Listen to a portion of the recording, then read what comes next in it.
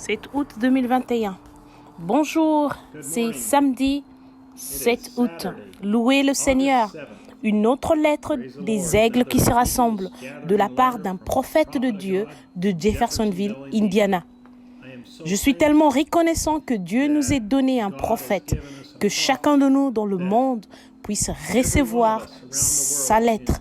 Et ceux qui ne le peuvent pas, d'autres font leur part pour traduire la lettre ou le quintuple ministère, c'est-à-dire le véritable ministère quintuple qui amène ces bandes au peuple et leur propre langue. Que Dieu vous bénisse tous. Amen. Je voulais juste poser une question. Avez-vous déjà eu l'impression, vous savez, que votre baril s'assèche, que votre nourriture manque et que vous ne pouvez pas payer vos factures? Voici quelque chose que Frère Branham a dit à ce sujet. Je pensais que c'était si approprié pour aujourd'hui.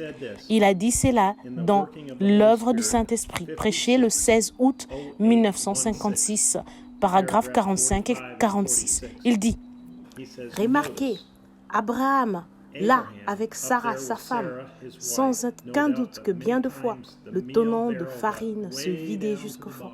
Mais ils servaient toujours le Seigneur. Ils étaient dans la volonté parfaite de Dieu, malgré qu'ils dussent souffrir juste un peu pour joindre les deux.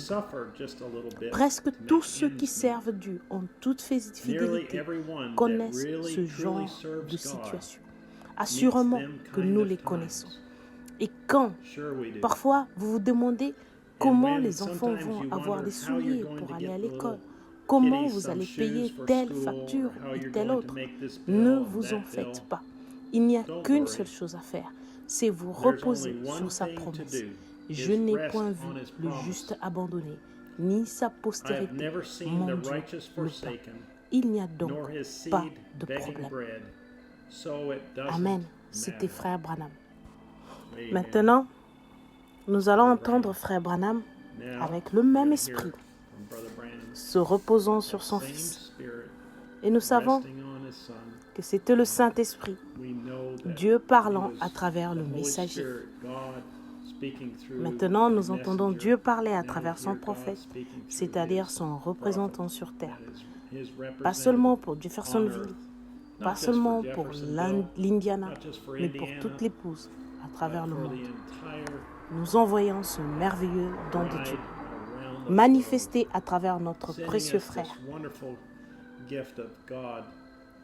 Maintenant, quand le Saint-Esprit vient à travers un prophète, le Saint-Esprit qui est prétendu être dans un autre office de Dieu quelque part ailleurs dans le monde, cela ne va pas entrer en conflit avec cela. Ce que dit le prophète, c'est ce que le Saint-Esprit dit à l'Église. Écoutons donc Frère Joseph Branham, maintenant dans les aigles qui se rassemblent. Lettre de Branham Tabernacle et de son prophète, Joseph Branham. Voici Frère Joseph. Chère épouse de la volonté parfaite, ô cher Dieu, nous ne voulons pas ta volonté permissive. Nous ne voulons pas ta volonté permissive, Père. Puissions-nous marcher dans ta volonté parfaite. Puissions-nous ne pas juste prendre une parole ici et là pour la faire correspondre à un dogme ou à un credo ou quelque chose. Puissions-nous prendre la parole telle qu'elle est, croire au plein évangile, tout ce que Jésus nous a enseigné à faire. Être dans la volonté parfaite de Dieu, c'est notre plus grand et notre plus profond désir. Nous ne voulons jamais lui déplaire, nous voulons plutôt lui plaire dans tout ce que nous faisons et disons. Nous voulons être ses fils et ses filles adoptés et manifestés. Comment pouvons-nous trouver comment être dans sa volonté parfaite et comment lui plaire? Nous devons consulter sa parole, car nous savons que sa parole est la vérité et la vie. Sa parole est toujours la même. Son programme est toujours le même, car il ne peut pas changer. La parole nous dit que la manière dont il a fait les choses la première fois sera la manière dont il les fera toujours.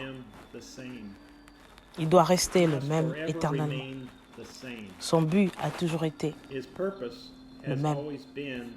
Ses actions ont toujours été les mêmes.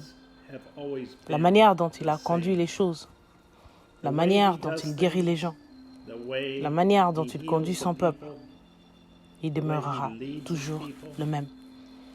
La Bible nous dit dans sa propre parole immuable que la parole du Seigneur ne vient qu'à ses prophètes. Il ne la révèle jamais au clergé ou à un théologien, seulement à ses prophètes.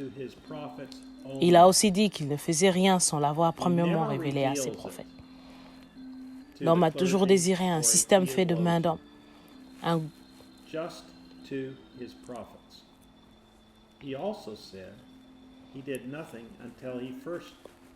L'homme a toujours désiré un système fait de main d'homme.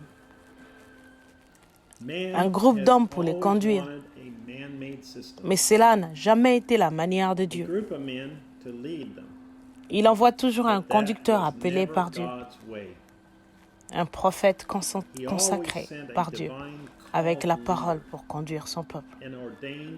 Ce prophète était confirmé et choisi pour être le conducteur de leur. Dieu a choisi et a placé bien d'autres conducteurs consacrés et remplis du Saint-Esprit. Et ils ont leur place. Mais il a prévenu ses conducteurs. Tenez-vous loin de cette colonne de feu. Que fait cette colonne de feu? Elle conduit les gens jour et nuit. Puis la parole nous dit, ce qui arriva au jour de Sodome arrivera de même le jour où le Fils de l'homme paraîtra.